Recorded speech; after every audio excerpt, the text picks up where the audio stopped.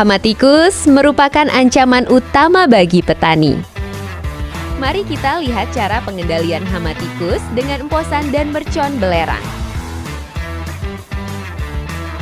Emposan belerang membunuh tikus dan mengusir mereka dari area tersebut. Tikus kemudian keluar dari sarangnya dan petani siap memukulnya. Gropiokan dilakukan secara serentak dan kompak.